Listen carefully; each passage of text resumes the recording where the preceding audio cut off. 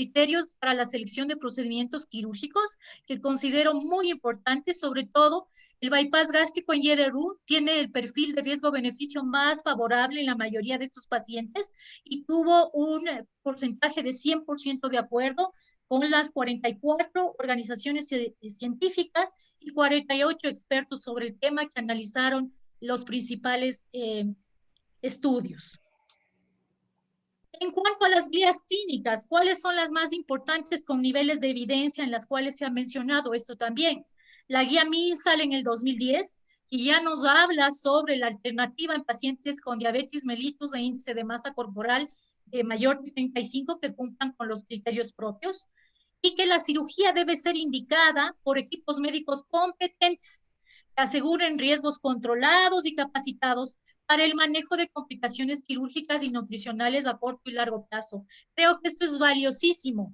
Los equipos deben y deberán ser siempre competentes. La guía ALAT 2013, en la cual se establece que la cirugía es la terapia de elección en los pacientes con índice mayor de 40 y diabetes, y también en aquellos con diabetes e índice de masa corporal mayor de 35, cuando no se logra el control de la glicemia con cambios en estilo de vida y terapia farmacológica.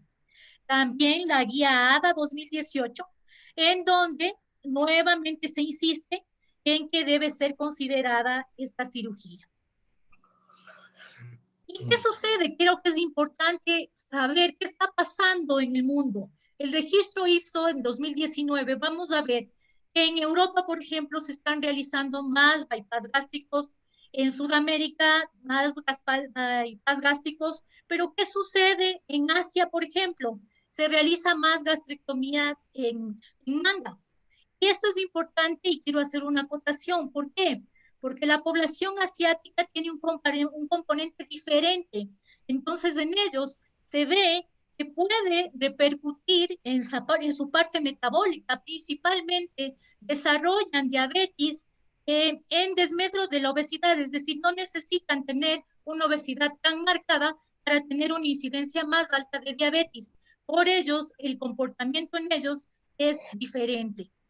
También he querido traer a colación qué está sucediendo en cuanto a los índices de masa corporal y cómo se están interviniendo los pacientes. Vemos así que un grupo de 498,000 pacientes, ¿qué pasa en Latinoamérica? En Latinoamérica se están operando por encima de 35 de índice corporal. Vemos cómo que pasa lo mismo en Europa, en Norteamérica, pero como ven, las poblaciones asiáticas tienden al otro manejo por la acotación que les hacía. Vemos ahora, lo cual también creo que es importante, cuál es el estado de enfermedad, ¿no?, presente antes de la intervención. Y vemos que Norteamérica y Latinoamérica son similares. Vemos que la diabetes tipo 2 está a la cabeza, tenemos hipertensión, depresión, habla del sueño, trastornos musculoesqueléticos, y vemos la incidencia, aproximadamente el 26,3% de pacientes que tienen obesidad tienen diabetes, el 48,9% de pacientes tienen hipertensión, el 77% tienen depresión, el 44% apnea del sueño, lo cual es muy importante. Veamos qué sucede en Latinoamérica. En Latinoamérica el 19% tiene diabetes, el 33% hipertensión, el 10% depresión, apnea del sueño 19% y trastornos musculoesqueléticos 3%. Por lo tanto, debemos nosotros seleccionar dentro de cuál rango está nuestro paciente y cuál es el procedimiento y el objetivo de la cirugía. Es decir, no podemos tampoco, yo considero que la guía por esto tiene tal repercusión y se ha constituido en un gol. Es decir, en la actualidad está claramente definido que aquellos pacientes con ese índice de masa corporal sí deben recibir el tratamiento quirúrgico. ¿Y por qué? Vemos los resultados, vemos qué sucede antes y después. Por ejemplo, con el bypass gástrico, ¿qué pasa antes de la cirugía? ¿No es cierto? Tenemos el porcentaje de diabetes 16,3%. Un año después de la cirugía se ve la tasa a 6,4%. Entonces se ve que las remisiones son efectivas. En hipertensión de 28.9% a 18.3%, en depresión de 18.5% a 9.5%, en apnea del sueño del 24.2% al 19.8%. Y vemos así con los diferentes procedimientos quirúrgicos. En tal virtud, creo que es muy importante y a eso debemos enfocar, que nosotros como sociedades debemos incrementar el que se crea, en el que se tenga confianza en los procedimientos quirúrgicos, en que sean seguros y sobre todo que podamos asentar datos científicos que nos permitan avalar dichos procedimientos. Creo también importante el tener el apoyo de las sociedades científicas que brinden su aval es importante para mantener nuestra credibilidad y para que en el futuro nosotros muchas veces dependemos de los seguros de salud que van a repercutir directamente en nuestros pacientes. Esto, al tener el aval, al tener la parte científica, vamos a tener peso para que cada vez los seguros médicos vayan respetando y empiecen a cubrir estos gastos, estos costes de los pacientes. Eso es todo. Muchas gracias.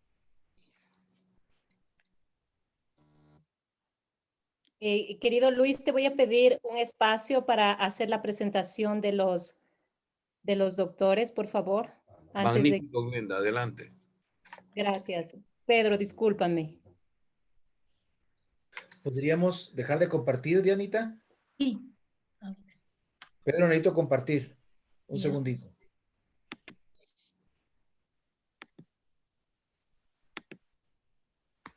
¿Ya? Gracias.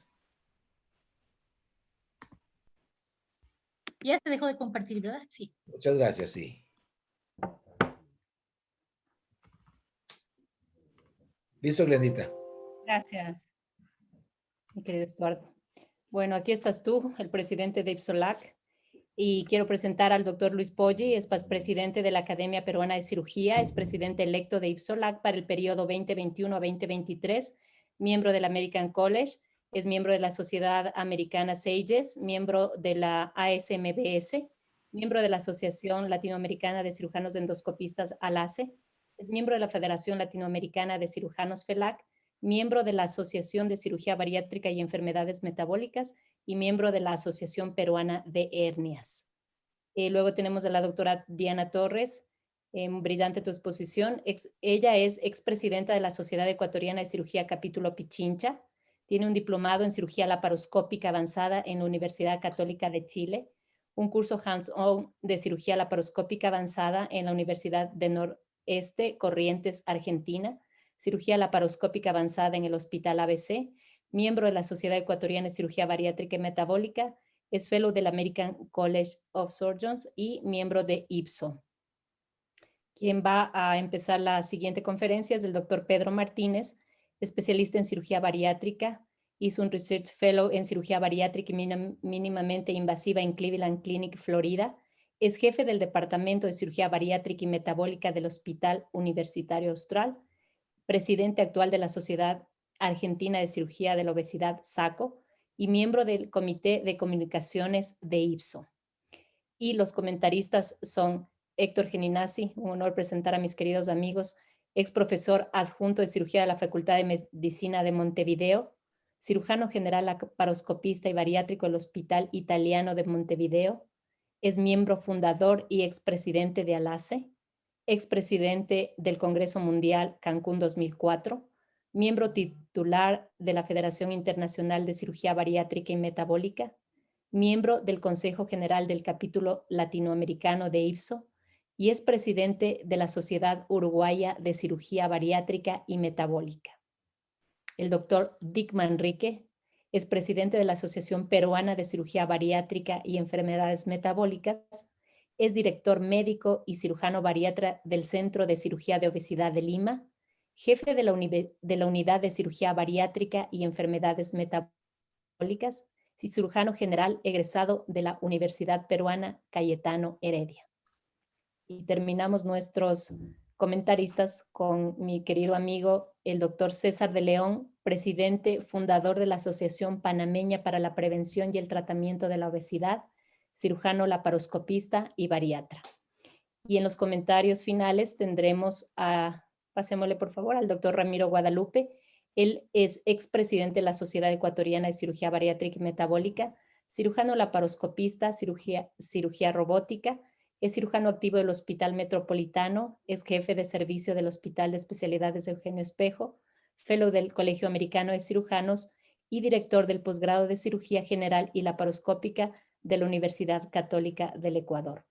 Y posteriormente tendremos una conferencia, la misma que tiene el título de Evidencia del tratamiento farmacológico en la reganancia de peso en cirugía bariátrica, que nos la dará el doctor Gerard Manrique.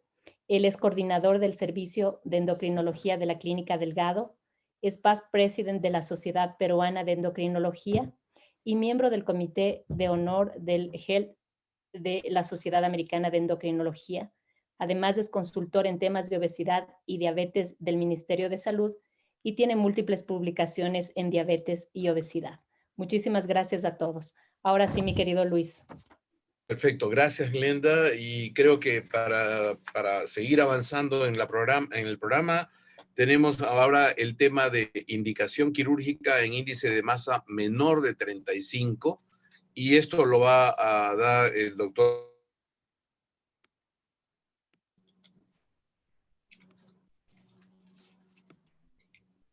Bueno, ¿me escuchan ahí? ¿Se ve la presentación?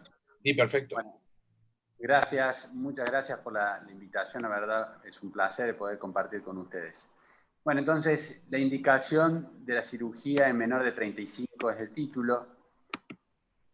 Actualmente la indicación más aceptada por seguros médicos y gobierno es la del NIH del año 91.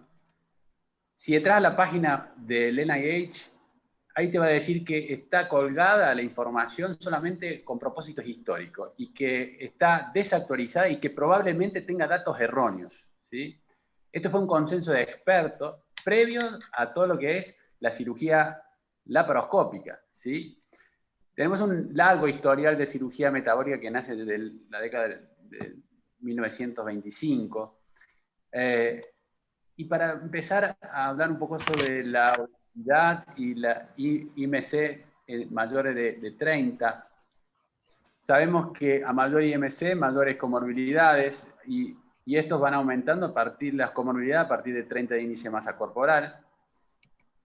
Inclusive en la era del COVID hemos visto que a mayor de 30 índice de masa corporal, más tasa de mortalidad, más riesgo de infecciones y complicaciones. También aumenta con el sobrepeso y la obesidad el riesgo de mortalidad por enfermedad cardiovascular. Se quiso analizar en 3.5 millones de hombres y mujeres que metabólicamente estaban sanos, con índices entre normales y índices mayores de 30, sin diabetes, sin hipertensión y sin dislipemia. Y se lo siguió por 5 años. Y después de 5 años, pudieron observar que el 49% aumentaba el riesgo de enfermedades coronarias, un 7% aumentaba el riesgo de enfermedades cerebrovascular y el 96% incrementaba el riesgo de enfermedades de falla cardíaca. Es decir, la obesidad tiene su efecto a largo plazo. ¿Y cuál es el tratamiento o cómo vamos a definir el éxito en el tratamiento de la obesidad? Y sabemos que el tratamiento médico, farmacológico, cambio de hábitos, etcétera, solamente tiene un 2 a un 5% de éxito. Pero no solo podemos medir el éxito del tratamiento de la obesidad en términos de descenso de peso, debemos también evaluar en términos de resolución de comorbilidades y que sabemos que la cirugía bariátrica eso lo logra. Y no solamente en términos de resolución de comorbilidades, sino aumenta la expectativa de vida y mejora la calidad de vida. Estos son los position statements actuales en pacientes que tienen indicación de cirugía bariátrica en pacientes entre 30 y 35. Queremos saber la cirugía bariátrica y metabólica en pacientes con IMC menor a 35 es eficaz. ¿Y cómo podemos aseverar esto? 11 Systematic Review y Meta-análisis, que lo pueden ver aquí, y 12 RCT, analizaron y demostraron que una marcada y duradera mejora de las comorbilidades, especialmente en diabetes. pérdida de peso significativa comparada con terapias médicas en pacientes con obesidad clase 1. El último RCT que no estaba en este análisis es el MOMS Trial del Dr. Cohen, publicado en junio, en donde comparó al bypass gástrico versus el mejor tratamiento disponible en pacientes diabéticos con albuminuria y falla renal, con enfermedad renal crónica, y demostraron que era seguro, que tenía el mejor tratamiento, el mejor control metabólico en la rama de tratamiento quirúrgico, por lo cual proponen como una nueva paradigma del tratamiento para detener la falla renal crónica. Basados en toda esta evidencia, distintas instituciones, distintas sociedades han creado sus consensos. Nosotros la SACO, junto con la Sociedad Argentina de Nutrición y la Sociedad Argentina de Diabetes, creamos el consenso de cirugía metabólica con ciertos criterios de inclusión y de exclusión, que no vienen al caso, pero que ya están avalados por estas tres sociedades desde el año 2015.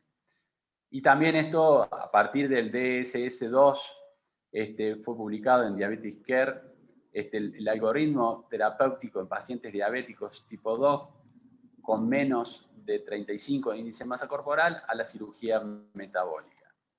Esto también fue publicado en la American Diabetes Association desde el año 2017. Proponen la cirugía metabólica como una alternativa terapéutica en pacientes diabéticos de mal control con la terapia farmacológica disponible actualmente.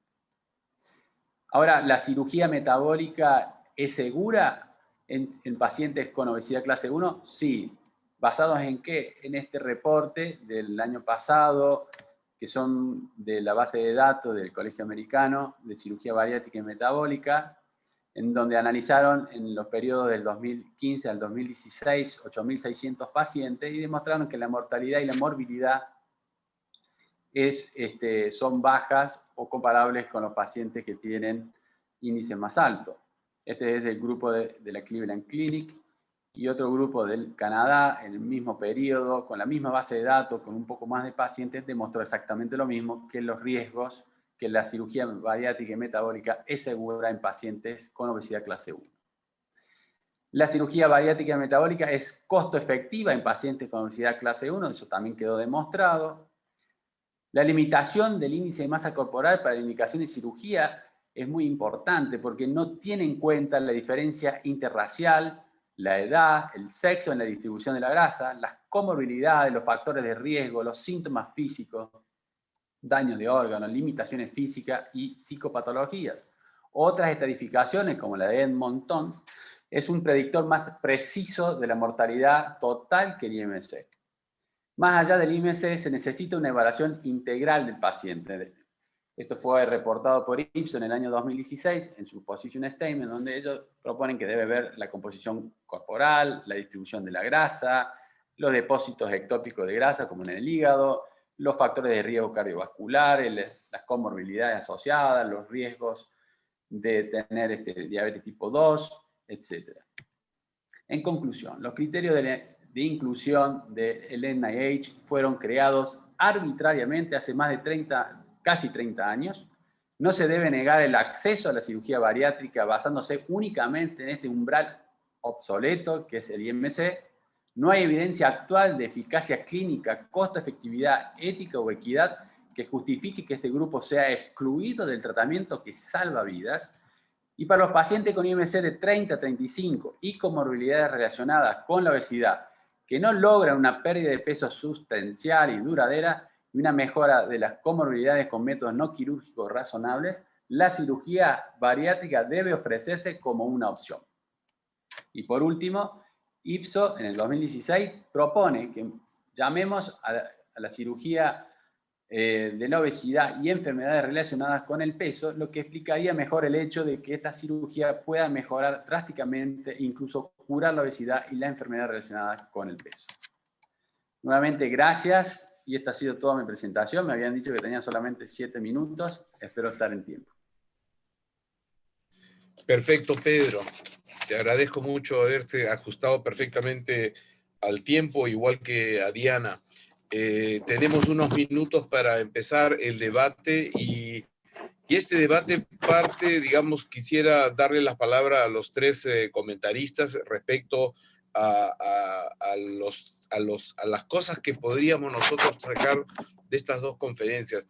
Si bien es cierto que está establecido el índice de masa de 35 con comorbilidades y más de 40, muchas veces sin necesidad de comorbilidades, que es lo clásico, lo tradicional, manejado por las europeas, por IPSO y por ASMBS, definitivamente hay siempre el otro extremo, que es la parte de la obesidad de tipo 1, que es justamente la controversia. Muchos habrán escuchado el clásico, cuando no llega a un índice de masa del paciente, por esa razón que quizás esto es cuestionable, que el paciente va cuando tiene un borderline de peso y el paciente escucha que el médico le dice, mire, usted no califica porque... Y entonces el paciente contesta y dice, bueno, ¿y cuánto de peso me falta? 6 kilos. Allá, doctor, no se preocupe, a la semana regresa con 6 kilos más y ya califica. Entonces, este tipo de manoseos es lo que nosotros vemos muchas veces en nuestra práctica, basado en que tenemos esa línea tan difícil de corregir y tan difícil de especificar. Entonces, viendo esto, la pregunta, después del comentario de cada uno de los comentaristas, sería ¿realmente el índice de masa es un indicador absoluto? Vemos que no. ¿Cuál es la alternativa? Es la pregunta. En relación a la obesidad de tipo 1, ¿es absoluto el que la obesidad de tipo 1 sea igual en todas las razas? Es cierto que la diabetes se presenta más rápido en los asiáticos, sin embargo, la parte del peso, ¿hay alguna razón en lo que respecta solamente al peso para considerar que el asiático con índice de masa de 27 ya es considerado eso y se le somete a una cirugía de este tipo, por ejemplo, porque ellos tienen índice de masa más magro que el nuestro? ¿No es extrapolable a nuestros grupos raciales? La segunda pregunta. Y la tercera pregunta sería, ¿el equipo multidisciplinario es el que calificaría si algún paciente en borderline puede ser incluido en el programa quirúrgico o excluido del programa quirúrgico basado en algún protocolo? Serían las tres preguntas que yo quisiera, digamos, darles la opción a un pequeño comentario a los tres panelistas, empezando por el doctor Geninazzi. Tenemos 3 minutos para hacer un comentario, Héctor, a ver si es que hacemos ese comentario respecto a estos tres temas. Voy a usar algunos segundos, ¿se oye bien? Sí, perfecto. Voy a usar algunos segundos de esos 3 minutos para agradecer a Segvamed y a la doctora Glenda por la amabilidad de esta invitación. He disfrutado ambas conferencias de la doctora Diana Torres y del doctor Pedro Martínez, que han sido muy ajustadas al tema que tenían. Yo quería hacer algún comentario de las conferencias, pero Lucho me pone en el trance de tener que responder primero a esas 3 preguntas que formuló. Héctor, perdona que te interrumpa. ¿Puedes hacer un inicio de un comentario? Sería bueno, que es la idea, porque tenemos unos minutos para poder absolver esas preguntas que las estoy dejando en el tintero. Pero bueno. la primera opción es el comentario sobre las dos conferencias. Era como el comentarista radial que hace la pregunta y le dice, por favor no me conteste después de la tanda. Tal cual. Bueno, en primer lugar, desde el inicio nunca estuvimos de acuerdo con tener en cuenta solamente el IMC, pero tampoco es cuestión de denostarlo, porque todo el mundo trata de decir, no, el IMC no, pero después llegado el momento se usa.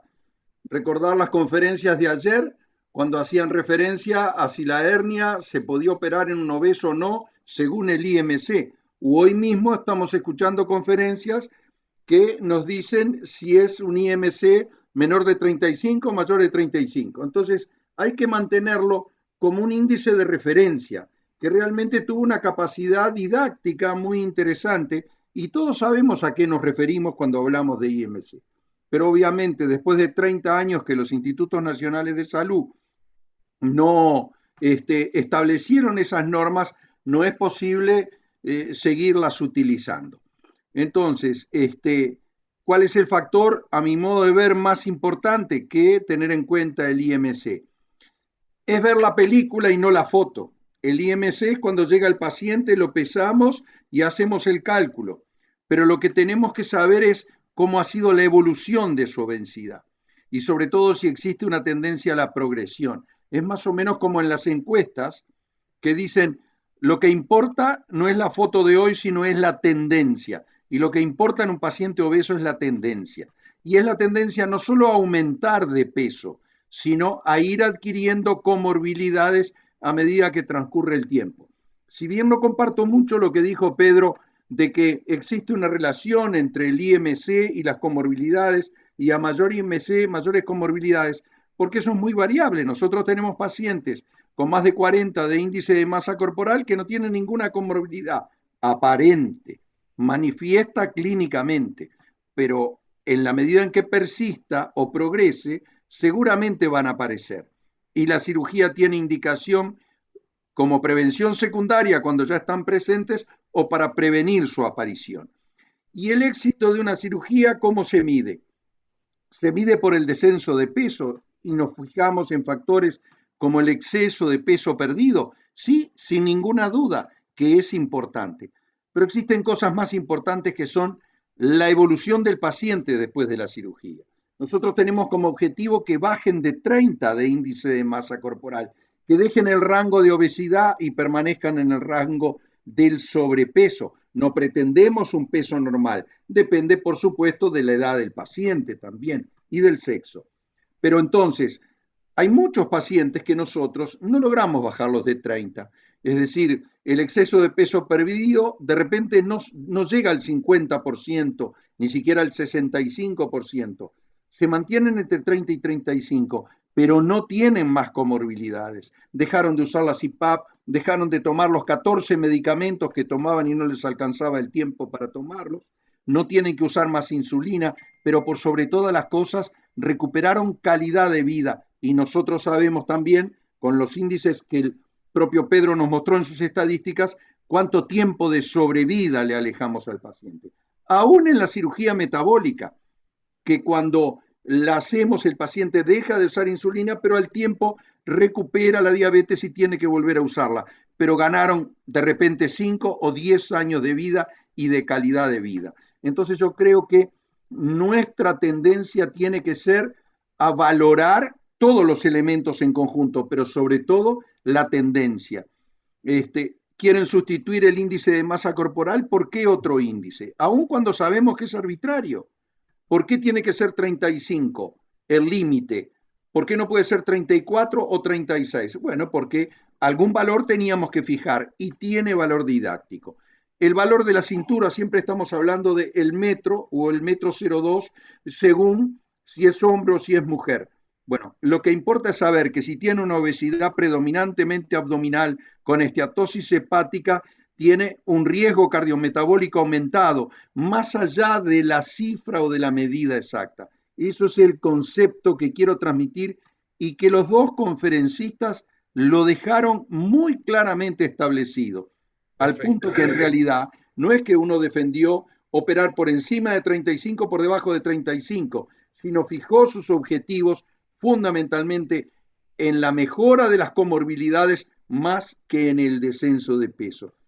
Ese es el concepto que quería establecer. Perfecto, Héctor, te agradezco el comentario. Queremos darle la bienvenida a Dick Manrique de Perú para hacer un comentario también respecto a lo visto en las conferencias y en los 3 puntos planteados sobre lo relativo al índice de masa y por qué acogernos solamente a la obesidad de tipo 3, sino a la obesidad de tipo 1, y cuál es también la participación y la opción a dirimir este tipo de diferencias, quién entra, quién se opera, quién no se opera por el grupo multidisciplinario. Adelante, Dick. Doctor Manrique. Doctor Manrique, no sé si está activado. Ok, sí, gracias. Gracias, Lucho. Me quedo con las últimas palabras de Héctor. El índice de masa corporal es importante, pero no es el único parámetro que tenemos que considerar para poder valorar un paciente obeso. Nos ha dado mucha información a lo largo de muchos años para poder estratificar a nuestros pacientes. Pero además del índice de masa corporal, uno de los factores que hay que tomar en consideración es poder valorar el grado de adiposidad que puede tener un paciente. Este grado de adiposidad puede ser fácilmente valorado por los escáneres corporales que actualmente podemos disponer, donde además del índice de masa muscular, podemos tener idea de la masa grasa, de la grasa visceral, del agua intra y extracelular y del componente músculo esquelético. Además de la valoración del índice de masa corporal y de la grasa visceral, creo que las comorbilidades asociadas deben ser un punto fundamental. No se discute por encima de 35 si el paciente puede o no tener comorbilidades asociadas demostradas, pero un paciente que esté en el rango de 30 a 35 es fundamental que para poder considerar una cirugía bariátrica en este grupo, tal como ha dicho Pedro, este grupo tiene que tener comorbilidades asociadas a la obesidad que pueden mejorar después de una cirugía bariátrica. Obviamente, pasando antes por un tratamiento médico que no le haya dado resultado a los pacientes. Otro de los comentarios que me gustaría poner a disposición de los dos ponentes es qué opinión tienen en aquellos grupos de pacientes niños o adolescentes y aquellos pacientes obesos en edad avanzada que pudieran ser considerados tanto en aquellos índices entre 30 y 35 y de 35 para arriba. Sabemos que por debajo de 18, este grupo de pacientes debe ser un grupo muy bien seleccionado, pero independientemente de esto, me gustaría saber si los pacientes adolescentes y los pacientes obesos en edad avanzada pudieran ser considerados para poder ser operados, por ejemplo, en índices de masas entre 30 y 35. Gracias. Perfecto, gracias, Dick. César de León, bienvenido de Panamá. Tu opinión, tu comentario y la respuesta a estas interrogantes. Bueno, buenas noches. Agradeciendo a Glenda y su equipo que me permitan participar. Un saludo afectuoso a todos. Yo comencé la cirugía bariátrica en 1989, hace bastante tiempo. Todas las técnicas que usábamos eran abiertas. Y yo recuerdo que yo fui el único cirujano que formó parte de la Federación Latinoamericana de Sociedades de Obesidad. Todos eran clínicos, internistas o endocrinólogos. Y estaba prohibido, era pecado mortal hablar de cirugía bariátrica en índice de masa inferior a 40. Estamos participando ahora mismo, muchos años después, en un panel donde vemos que la evidencia de la evolución, tanto de la obesidad como de sus comorbilidades, nos llevan a una realidad diferente. Si yo siempre hablé de que había que operar inclusive de obesidad a los pacientes con índice de masa de 35. ¿Por qué? Porque ese paciente de 35 va a llegar a 40, pero va a llegar con un montón de comorbilidades y sobre todo deprimido.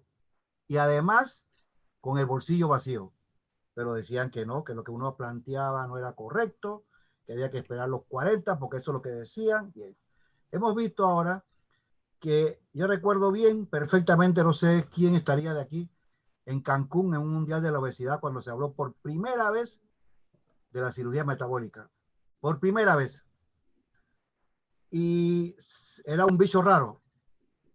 Pero para mí, y se los comparto con ustedes abiertamente, la diabetes para mí es un cáncer, o peor que un cáncer. Porque los cirujanos sabemos que el cáncer tú lo puedes operar y lo extirpas. Y si lo encuentras a tiempo, curas al paciente.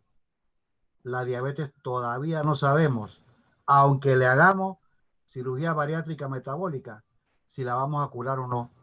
Hay que esperar algunos años. Pero la cirugía le ha dado al mundo de la medicina, le ha abierto una puerta en el tratamiento de la diabetes, que es la cirugía bariátrica. No se hablaba de eso en los 90. Era impensable. A partir de Cancún se comenzó a hablar y estamos viendo lo que tenemos ahora. Índice de masa corporal. Eso se hizo en cadáveres. Lo hizo la Metropolitan Insurance Company, el doctor Quetelet. Pero ¿cuál tenemos? ¿Cuál? Si nos vamos a basar solamente en las comorbilidades, o nos vamos a basar en el índice de masa, o nos vamos a basar en varias cosas. Yo creo que la evidencia del desarrollo de la cirugía bariátrica en el mundo nos está llevando a lo siguiente. Sin diabetes podemos operar a los pacientes yo creo, de índice de masa mayor de 30. Con diabetes podemos operar pacientes, como decía el doctor Luis Poggi y los orientales, con menos de índice de 30. Y si nosotros no vemos esta realidad, la realidad nos va a golpear en la cara. Porque los cirujanos nuevos en América Latina, y quería apartarme un poquito, Luis, y hablando con Estuardo, la ética en la cirugía bariátrica en este momento es incontrolable. No podemos ponerle por edicto o por una declaración alto a muchas cosas que se están haciendo en cirugía bariátrica. El tiempo, yo no lo veré. A lo mejor Luis tampoco, pero ustedes, los muchachos, lo van a ver. El tiempo va a decir qué es lo que hay que hacer en la cirugía bariátrica, quién tenía la razón y quién no la tenía. Ustedes hablan de 30 años, ¿sí? Yo comencé hace 31. Más, sí, 31. Y para que ustedes vean en 30 años, ¿qué son 30 años en la historia de la humanidad? ¿Qué son 30 años en la historia de la medicina? La cirugía bariátrica es una de las ciencias médicas que más ha evolucionado en el mundo. Y nosotros nos debemos sentir orgullosos y satisfechos. Probablemente más parte de lo que Poggi quería enfocarnos. Pero, ¿qué va a pasar? ¿Cómo yo voy a criticar a un cirujano bariátrico si hace un bypass en un índice de 30 para curar una diabetes? Y el resultado es bueno. Entonces, tenemos que tener mucho cuidado. Estamos combatiendo la aparición de asociaciones paralelas.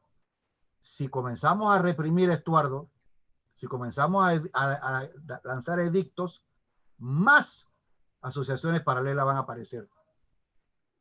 Más. Entonces, lo que tenemos que convocar a todos nosotros, a todo el mundo, a eso le toca a Ipsolac el próximo año, probablemente haya otras condiciones, después de julio, agosto, cuando ya nos vacunemos, para reunirnos y ponerlo sobre la mesa todo.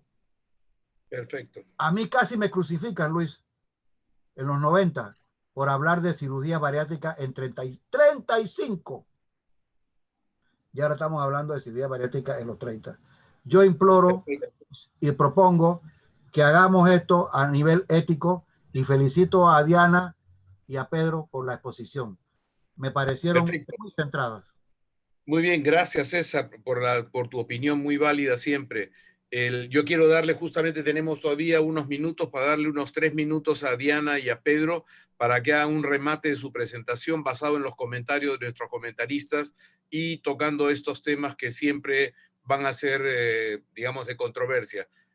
Diana, queremos tu opinión sobre todo este tema, por favor. Tienes unos 3 minutos o 4 para poder hacer tu comentario. Gracias. Gracias. Yo estoy muy de acuerdo en lo que han dicho, pero pienso que es importante que tengamos un consenso. ¿Qué va a pasar en el momento en que tuviéramos un problema médico legal? Operamos un paciente con índice de masa corporal de 30, se complica, ¿y con qué vamos a defendernos? Si no hay el peso científico y el peso de las sociedades que avalen eso. Únicamente en la actualidad Las sociedades avalan la cirugía en caso de diabetes mellitus de difícil control en aquellos pacientes con índice de masa de 30 y 35. Entonces, por lo tanto, creo que esto nos llama a que hagamos nuevas conferencias de consenso para que podamos tener un aval de peso que si en algún momento vemos que debe darse, lo hagamos con el soporte científico adecuado. Siempre debe estar de lado la parte académica para que nosotros tengamos esa valía, esa repercusión y que la gente confíe en nuestros procedimientos. Esa es la única forma de llegar, pienso yo. Otra cosa que hicieron esta pregunta sobre los adolescentes y la cirugía bariátrica en las edades extremas. La cirugía bariátrica en las edades extremas ha cambiado muchísimo en la actualidad. En la actualidad no importa la edad, sino la calidad de vida, cómo se comporten los pacientes. Hay pacientes que tienen 80 años, pero tienen una expectativa de vida mayor y entonces en ellos se puede realizar con adecuada seguridad. Incluso ya IPSO ha lanzado en sus nuevas guías el que se puede realizar estos procedimientos. Sin embargo, en los adolescentes tenemos que tener mucho cuidado porque en ellos debemos ver cómo está su maduración ósea. Caso contrario, puede repercutir en una forma de detrimento más bien el procedimiento. Yo sí estoy muy de acuerdo en que debe haber un manejo multidisciplinario. No podemos tomar a la ligera a estos pacientes, debe haber un consenso para que tengamos el debido respaldo. Perfecto, muchas gracias, Diana. Pedro, para terminar, tienes la palabra. Bueno, muchas gracias.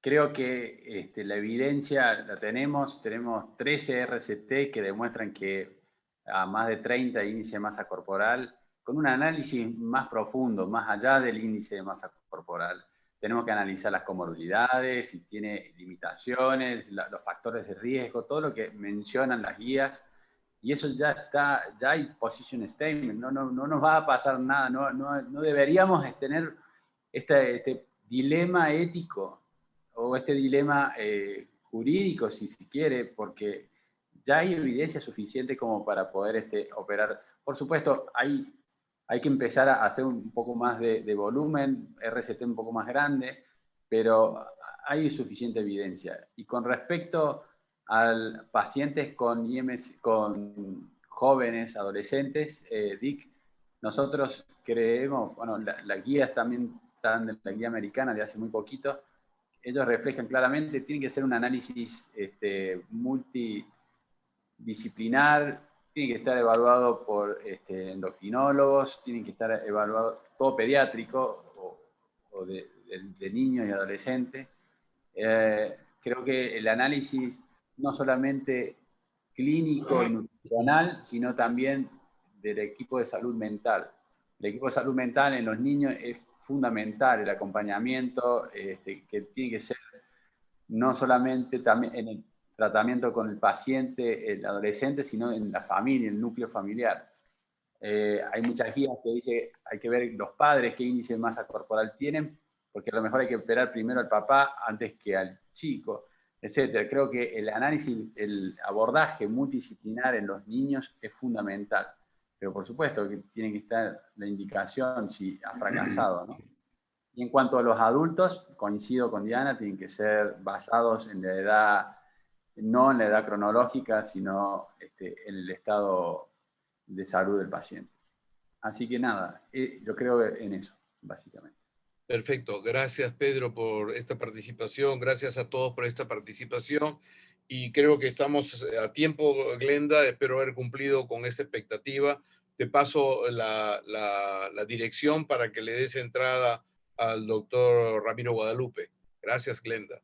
Muchísimas gracias, Luis. Muchísimas gracias a todos los participantes. Excelentes las ponencias. Nos han ayudado muchísimo esta noche.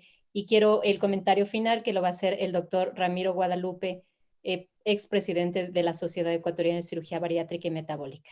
Gracias, doctor. Gracias, doctora Herrera. Primero, felicitándole porque en este periodo que estamos viviendo en la pandemia, nos han confinado en casa, pero ha habido mucho contacto científico y producción, y en nuestra sociedad de cirugía bariátrica creo que ha sido una de las protagonistas y ha puesto en este momento muchos de los temas en controversia justamente para hacer una mejor medicina, y así nuestra sociedad ha crecido y está tomando lo que tiene que ser una sociedad, agrupar a más gente que se identifique con la cirugía bariátrica y metabólica.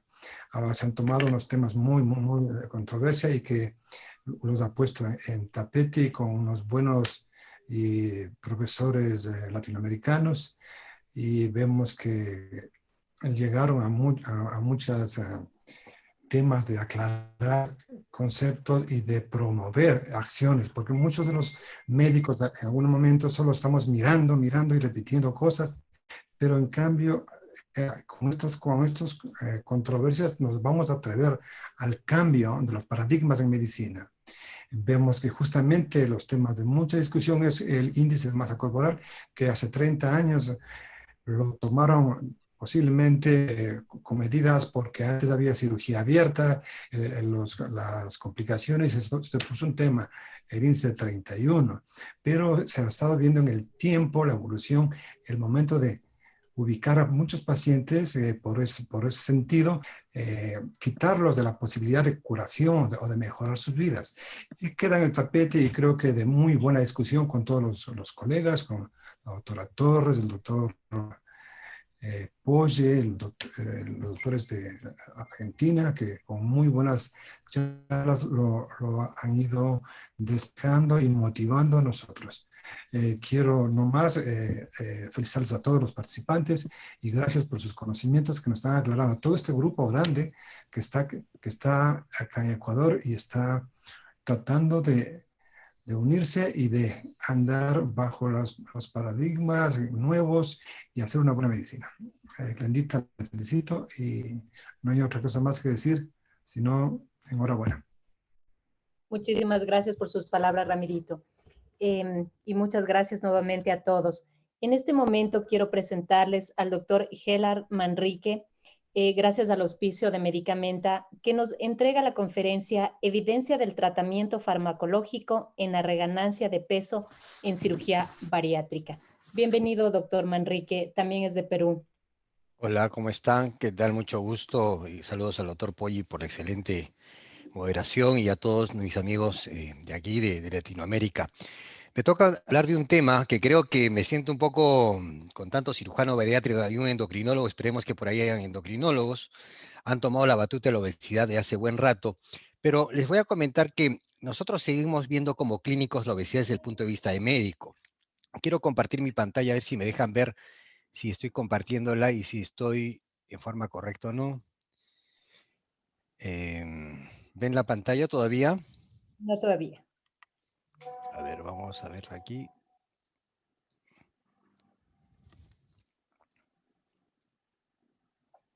A ver. ¿Sale? Ahora sí. ¿Sale la pantalla, la charla? Está iniciando. Vuelva ok, ahora. A ver. ¿Ahora sí? Sí. Permítame, por favor, porque esto está medio... Y dale presentación. Ya, es que... Se fue a la última. Sí, se fue a la última. Es que como que estamos medio apurados, creo. Bueno. Llegó. Estamos bien, ahí la vemos, ¿no? Ajá. Voy a darle modo presentación. Avíseme porque está medio... Eso. Es la computadora de la clínica, pero bueno, mentira. Ahora está. Ahora sí, muy bien, ¿no? Perfecto. Muy bien, este es un monstruo que pisa grande y pisa fuerte y hay que agarrarlo y lo sujetamos desde todo punto de vista. Y de verdad que observamos que pues tenemos un equipo multidisciplinario desde el punto de vista metabólico, quirúrgico, psiquiátrico, y lo cual, esta es una frase muy interesante, alucinación es una percepción no controlada, la realidad es una percepción controlada y compartida. Pero ¿qué sucede con la obesidad? Es una enfermedad alucinante, yo creo que es alucinante, pero es una percepción compartida y no controlada. Sabemos que es alucinante, sabemos que es difícil, pero no sabemos aún cómo controlarla. Para esto hemos generado una agenda. Vamos a hablar sobre conceptos de obesidad, reganancia de peso post cirugía bariátrica, sobre fármacos antiobesidad por reganancia de peso y algunos mensajes para casa al final de esta sesión. Todos sabemos que la obesidad es un gran problema para todas las enfermedades cardiometabólicas, mecánicas, inflamatorias y para el COVID-19. Yo creo que lo tienen ustedes muy claro. Pero, pues, ¿cuál es la causa de la obesidad? Unos le dicen, bueno, es los malos hábitos que uno tiene del día a día desde pequeñito, no tienes malos genes, mira toda tu familia. Unos le dicen, no, es la mala comida que tú comes, comes mucho carbohidrato, muchos azúcares. Otros dicen, es la mala educación. Otros hablan, no, tienes una personalidad alterada, eres impulsivo, eres bipolar. Otros dicen, no, es el ambiente tóxico donde tú trabajas, donde tú laboras. Y otros dicen que tienes muy mala suerte con el problema del peso. Bueno, pero uno lo tiene muy claro. Uno como clínico sabe que pues hay una genética y un ambiente. Pues hay las enfermedades, la obesidad es una enfermedad poligénica. Muy pocas enfermedades son monogénicas. Hay las obesidades mórbidas, hay un 4% que tienen una alteración del receptor de melanocortina tipo 4, el cual es un 4% de las obesidades mórbidas. Entonces, los factores ambientales modificables son los que tenemos que ir nosotros como clínicos manejando. Siempre nos preguntamos en una buena historia clínica qué medicamentos promueven la ganancia de peso, si el paciente está tomando pregabalina, antidepresivos, antipsicóticos, cómo está su dieta y la microbiota intestinal, y esto hay que organizarlo porque muchos pacientes pues vienen con sus 5 comidas al día, con sus licuados y dietas medias raras que han alterado su microbiota intestinal. Muchos vienen con una actividad física muy intensa y probable con una muy mala dieta, o vienen durmiendo solamente 5 horas sueño por día, tienen un ritmo circadiano alterado y el famoso estrés que tienen hoy día, el famoso el síndrome de fatiga crónica. Ustedes saben que hay este problema del cortisol crónico que liberamos en las personas que duermen muy poco y el famoso síndrome de estrés de fatiga crónica, en los cuales hay cansancio, fatiga, sueño y verdaderamente aparece un estado de fibromialgia posterior. Estos son los pasos de los clínicos. Los clínicos tenemos una condición de paso a paso avanzamos. A veces queremos llegar a la meta como ustedes no quieren llegar tan rápido, pero primero lo que hacemos en el primer paso es conocer a la persona, una historia clínica del peso, cómo los pacientes avanzaron en su historia del peso durante desde la niñez hasta la adolescencia, hasta la adultez. Hacemos una anamnesis alimentaria de qué tan mal comen estos pacientes. Pues nos damos sorpresas que comen demasiados carbohidratos, su requerimiento de energía, cuánto es lo que debiesen de comer, establecemos metas propias para el paciente y hacemos una prescripción nutricional que creo que es fundamental para estos pacientes. No voy a hablar sobre el tema, pero eso es fundamental para nosotros. Y después viene la prescripción farmacológica, después de haber dado todos estos pasos. Y después viene la motivación, hacer clic con el paciente. Pues nosotros nos quedamos con los pacientes mucho tiempo y la motivación, no hay que dejar que el paciente se quite la camiseta de poder perder peso. Y esto quiere decir un seguimiento a largo plazo y entender que la obesidad es una enfermedad crónica, no es una enfermedad de un mes, de 2 meses y tampoco de una enfermedad de un año. A veces sucede eso en muchas condiciones. Hacemos entender que esto es un síndrome crónico, tratamiento de por vida, que existe la famosa ética, como decían los colegas, cuidado con el negocio de las dietas, cuidado con el negocio de la obesidad y el problema de la terapia integral, que es lo más importante. Pero, ¿qué es lo que nos lleva a trabajar en equipo? Evitar la reganancia de peso, que es evidente. Entonces, cuando uno quiere manejar obesidad, una de las preguntas que me viene a la cabeza es, ¿qué te viene a la mente cuando vas a decidir un fármaco para manejar obesidad? Pues uno habla del hambre emocional y les voy a hacer una comparación entre lo que es hambre y apetito. Hambre es un reflejo incondicional. Ustedes están 12 horas sin comer, ya su subconsciente pues está diciendo, oiga, usted tiene palpitaciones, tiene sudoración fría, tiene que le suena el estómago, es una manifestación somática y esto es solamente calma cuando uno va ingiere alimentos. En cambio, el apetito es un reflejo condicionado, consciente, que a pesar de haber ya estado saciado y estar lleno, el paciente selecciona lo que más le gusta. Está modificado por estímulos ambientales, olores, colores, sabores, y no tiene una manifestación somática. ¿Y solamente qué hacemos? Pues comemos. Come sin hambre. Comemos cada 2 horas. Unos le dicen que es por ansiedad, otros desánimo, otros dicen que es alegría, frustración. Pero bueno, hay condiciones conductuales que llevan un poco más allá a analizar por qué comemos de esa forma. Pero estos son justificaciones. ¿Por qué usamos los endocrinólogos fármacos para la obesidad? Primero, pues sabemos que la ingesta de alimentos está determinada biológicamente. Son 3 comidas al día, no 4 ni 5.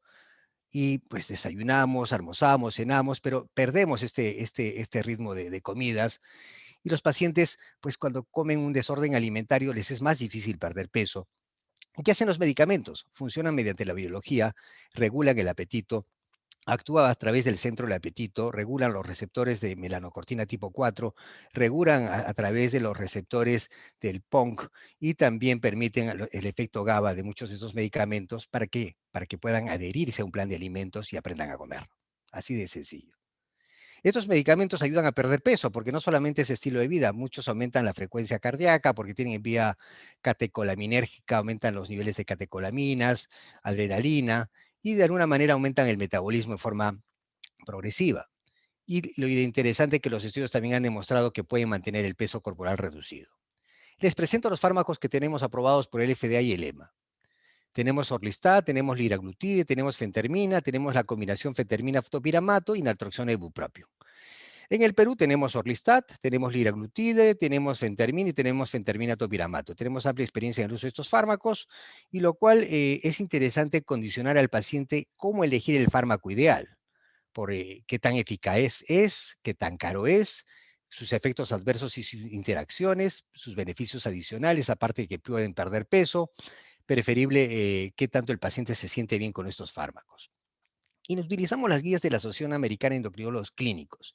Esta es una guía muy bonita porque está muy objetivada en evidencia de qué momento debemos usar fármacos. Y ellos plantean que nosotros podemos usar fármacos a partir de un índice de masa corporal por encima de 27. Acuérdense que los Asia-Pacífico por encima de 23, y nosotros no nos parecemos menos a los americanos, nos parecemos más a la zona Asia-Pacífico por ciertas cuestiones fenotípicas. Entonces, muchas veces debemos iniciar terapia farmacológica a partir de este índice de masa corporal. No hay duda que el estilo de vida y la terapia conductual, y siguiendo, pues, considerando que esta guía permite la cirugía bariátrica a partir de un índice de masa corporal por encima de 45. Eficacia. ¿Cuántos kilos pierdo con terapia farmacológica y seguimiento? Ustedes ven acá las líneas más abajo, la línea morada y la línea verde. Pueden perder hasta casi 12 kilos de peso en el lapso de 28 semanas con las combinaciones de fentermina-topiramato 7.5 con 46, fentermina-topiramato 15 con 92. Una combinación de una fentamina modificada y el topiramato, que es un inhibidor GABA, un receptor GABA a nivel del sistema nervioso central que permite calmar los impulsos e inhibir el hambre. Son los que tienen más impacto como terapia combinada. Lo interesante es que acá fentermina se usa dosis bajitas, diferente a la fentermina que ustedes ven acá de 15 y 7.5, que es como monoterapia, y que la indicación es hasta 37.5 miligramos. Seguridad. Una cosa que nos gusta mucho a nosotros es la seguridad.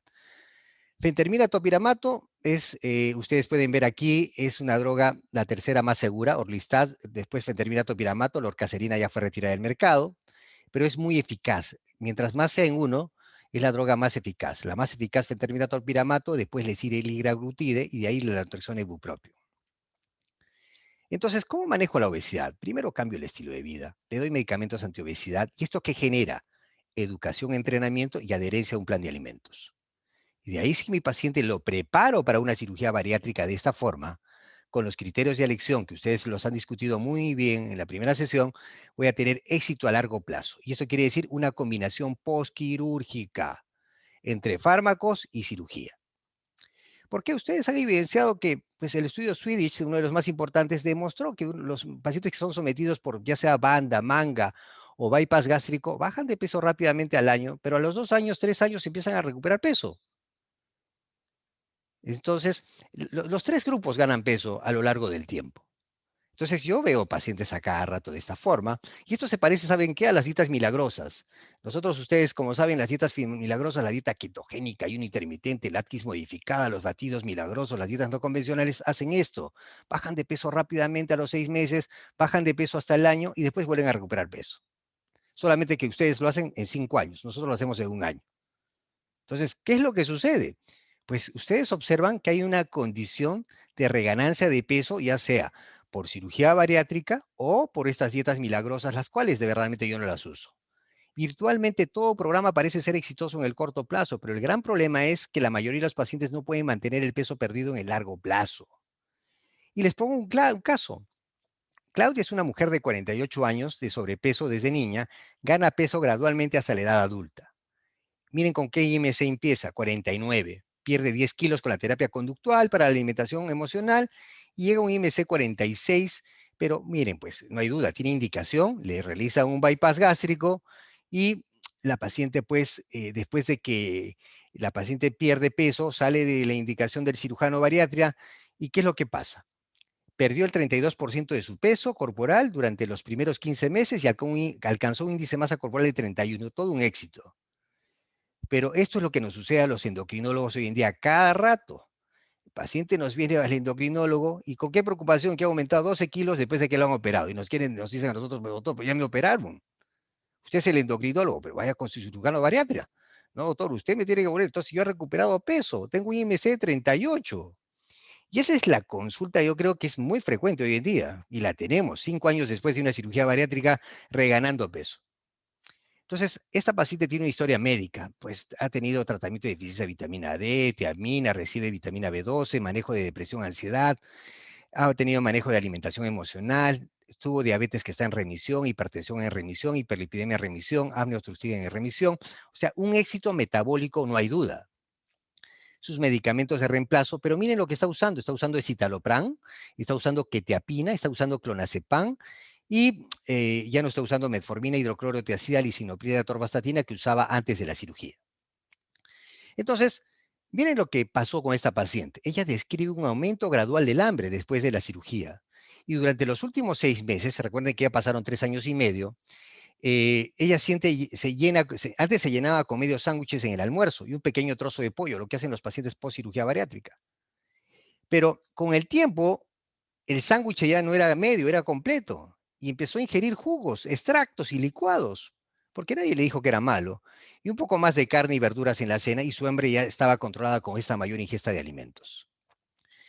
Y dice que durante los últimos 6, 8 meses ha podido comer una comida más abundante en la cena similar a sus porciones grandes. O sea, ya empieza a comer como era antes de la cirugía. Pues unos dicen, no, doctor, la manga, ese es el problema, la derivación no tanto. Pero, ¿qué sucede? A la paciente nadie le explicó que una naranja tenía 47 calorías y un jugo de naranja tenía 224, que esto tiene fibra y nadie le explicó que esta era una gran cantidad de fructosa con exceso de frutas y no masticaba y esto tenía aparte gran cantidad de glucosa y fructosa. Esto no le explicaron a la paciente después de cirugía bariátrica, porque la paciente se quedó en la cabeza que es una etapa de consumo de licuados, la primera etapa. Y esto es más que frecuente. Esto es muy típico en Perú, probablemente el resto de Latinoamérica. Comen avena, quinoa, soya, de alta densidad calórica, alto índice glicémico, mayor glucosa en sangre, trabaja más el páncreas, produce más insulina, y todo lo que habían mejorado lo empiezan a consumir al segundo o tercer año nuevamente de forma grande y vuelven a reganar peso. Y si le agregan leche entera, fruta y azúcar, estos son bombas calóricas. Y cosas tan simples, ¿ah? El paciente no come pan, que tiene 83 calorías, pero empieza a comer pecanitas. 100 gramos de pecanas, 581 calorías. 100 gramos de nueces, 654 calorías. Y los pacientes comen frutos secos por los omega 3, los omega 6 y todas estas condiciones que son interesantes. Pero nadie les dijo el aporte calórico tan alto que tienen. Y vuelven a ganar peso. Esto es un factor muy importante. Y esto yo me doy cuenta cada consulta que veo. Entonces, esta paciente está con un estrés, aparte tiene una madre de 76 años que está diagnosticada de cáncer de colon. Ella está yendo al hospital, está ocupada y bueno, empieza a comer jugos, purés y hasta sus galletas Oreo en las noches. Pues ya tiene un trastorno de conducta alimentaria. Y miren aquí, la paciente la operan, acá mejoró muy bien el peso, el año 2013 y acá empieza a subir la ganancia de peso, la reganancia de peso. Y acá nos llega la consulta, pues con todas las condiciones que yo creo que es más que frecuente. Entonces, ¿cuál es la estrategia para replantear el cambio de esta paciente? El endocrinólogo tiene que estar entrenado en alimentación, y esa es una condición que yo digo muy clara. Hoy día el endocrinólogo tiene que dedicarse a obesidad y tiene que entrenarse en obesidad. Por lo tanto, va a poderlo derivar al psiquiatra, al psicólogo, al comportamiento, y eso va a permitir también con un nutriólogo que esté entrenado en el tema.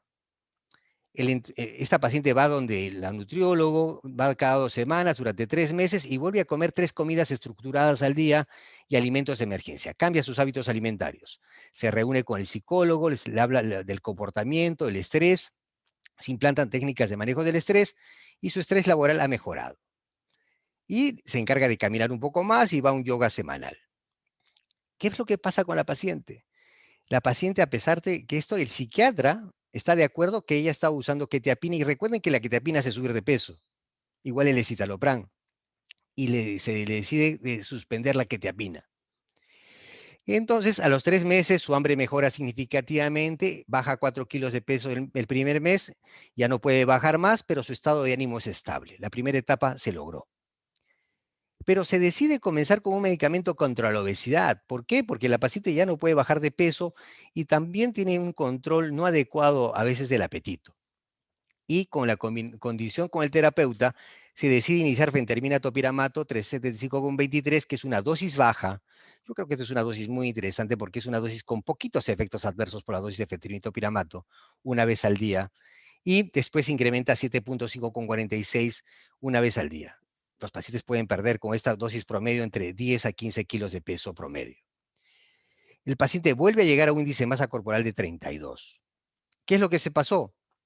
La estrategia era otra vez replantear el estilo de vida, terapia conductual. Iniciamos fentermina topiramato y volvemos al paciente a bajarlo de peso. Y yo creo que hay una ventaja, el paciente ha sido operado y esa cirugía bariátrica sigue utilizándose y sigue ayudando al paciente a que no coma tanto. Yo creo que eso lo he visto. El paciente lo manejamos de forma adecuada y después de un manejo adecuado vuelve a perder 10, 15 kilos de peso posteriormente de 5 años después. Y no necesita otra reintervención. Y para ir terminando, observamos lo siguiente algunos estudios. Miren este estudio tan bonito, ¿ah? El beneficio de fentermina topiramato con gastrectomía en pacientes con manga gástrica con IMC más de 50. Este es un estudio en 2 grupos. Un grupo que les hacen la manga gástrica y otro grupo, los 2 grupos con manga gástrica. A un grupo les entregan fentermina topiramato a dosis de 7,5 y 15,92 y al otro grupo no les dan nada. Y lo siguen en el lapso de 2 años. Empiezan con IMC de 57 un grupo y el otro 61,2 y miren cómo baja de peso el grupo que sin usar fármaco a los 2 años, IMC 42. El grupo que usa fentermina topiramato a lo largo de 2 años llega hasta un índice de masa corporal de 33. Y empezaron con un índice de masa corporal mucho más alto. No hay duda, fentermina inhibe el hambre, aumenta el metabolismo, topiramato controla el impulso por comer. Estos pacientes, miren el beneficio que tiene en el seguimiento en este estudio. Interesante. Con liraglutide. El liraglutide es un estudio sin control, sin un grupo placebo, o un grupo que no estuvo usando nada.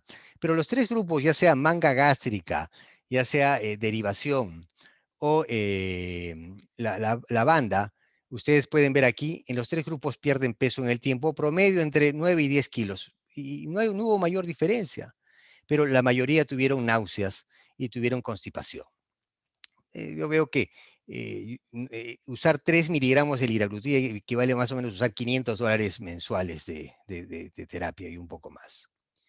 Este es un metaanálisis de varios estudios que se revisaron con respecto a fármacos contra la obesidad y la conclusión era que en esta revisión sistemática sugieren que la farmacoterapia puede ser una herramienta eficaz como complemento de la dieta y la actividad física para apoyar la pérdida de peso en pacientes posoperados de cirugía bariátrica. El gran problema es que la mayoría de estudios carecen de un grupo de control o placebo. El estudio con fentermina topiramato sí tuvo un control, que eso me parece importante. ¿Y qué dice Harvard? Harvard dice, cuando el paciente es posoperado y para evitar la reganancia de peso, hay que hacer manejo de estilo de vida, hay que promover la reganancia de peso y ver si el paciente necesita medicación, ver si tiene un problema anatómico o un problema biológico. Eso quiere decir, pues, la terapia conductual y también medicamentos antiobesidad. Promover si el paciente está usando algún medicamento como un psicotrópico, por ejemplo, está usando quetiapina o lanzapina, que está promoviendo el peso, retirarlo y también darle un agente antiobesidad anatómico. Si el paciente tiene reflujo gastroesofágico, tiene un problema de una úlcera, evaluar este problema en estos pacientes y si tiene alguna enfermedad asociada que haya coincidido que el paciente otra vez regane peso, como un hipotiroidismo, un síndrome de Cushing, que es muy raro. Entonces, no olvidemos, esta combinación postquirúrgica es fundamental. Yo creo que yo lo manejo y hemos visto varios pacientes que han mejorado muy bien, pero como les digo, el tratamiento es a largo plazo. El tratamiento no es para un mes, es 2 años por lo menos. Para llevar a casa los últimos mensajes, el fracaso quirúrgico primario o la pérdida de peso inadecuada después de una cirugía bariátrica es predominantemente un fenómeno de origen biológico. Hay algo más en este paciente. Se requiere terapia, medicamentos antiobesidad también en este grupo.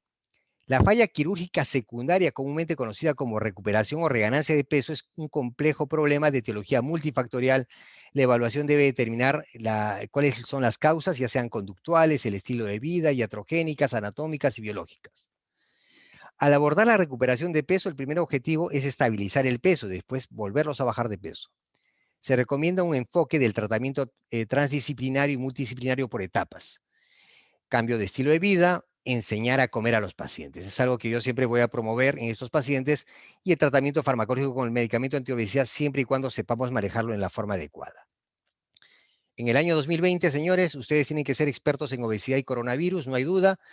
Yo creo que eso es un hecho, son dos pandemias que a todos nos aturde. Estos son los textos que hemos desarrollado, son de mi autoría, pues el de EVA, diabetes tipo 1, insulina y diabetes, y este es el último que sale este mes, y lo pueden bajar de la página de la Sociedad Peruana de Endocrinología, www.endocrinoperú.org, en forma gratuita si lo desean. Es muy útil para los pacientes para enseñarles a comer. Muy bien, muchas gracias y disculpen por el tiempo. Muchísimas gracias a usted, doctor Manrique. Excelente su ponencia. No podemos concluir con esto que la importancia del equipo multidisciplinario. Vuelvo a expresar mi gratitud inmensa a todos los panelistas y voy a pedir al doctor Jimmy Mendoza, vicepresidente de la SECVAMED, que nos emita sus palabras de clausura, por favor. Luego de Jimmy, les voy a pedir a los miembros de SECVAMED que me regalen unos 2 minutos para unas indicaciones correspondientes a la sociedad. Muchas gracias otra vez y una buena noche. Adelante, Jimmy, por favor. Buenas noches, he seguido muy de cerca este evento. Realmente felicitaciones a todos los ponentes. Algunos los conozco muy personalmente. No quiero pecar si dejo de nombrar a alguien. Tenemos a Latinoamérica toda. Y este evento, pues lamentablemente, ha sido cortico, pero en todo caso, eso también lo ha hecho más interesante. Sabemos pues que en cirugía bariátrica todavía no tenemos guías exactas, solo recomendaciones. Determinado grupo hace una recomendación, el otro hace el otro. En algún momento con el doctor Poggi comentábamos en Facebook que estamos todavía en cirugía experimental, por lo tanto, hasta que no se llegue a un consenso. Definitivamente quiero felicitar a todos los ponentes. Glenda, por tu interés aquí, has sido el artífice de este congreso, a todos los miembros que nos han acompañado. Y con estas palabras, pues, no queda más que agradecerles y doy por clausurado este evento. Muchísimas gracias. Gracias totales, como decía nuestro cantautor argentino. Hasta pronto. Gracias, Jimmy. El doctor César de León me ha pedido la palabra y no quiero irnos sin escuchar a nuestro amigo César. Quería felicitar al doctor Manrique por su exposición y a ti, Glenda, porque, perdón, ¿cómo se llama el doctor endocrinólogo, el peruano? Elar Manrique. Manrique. Y a ti, Glenda, por esta excelente oportunidad que nos ha brindado.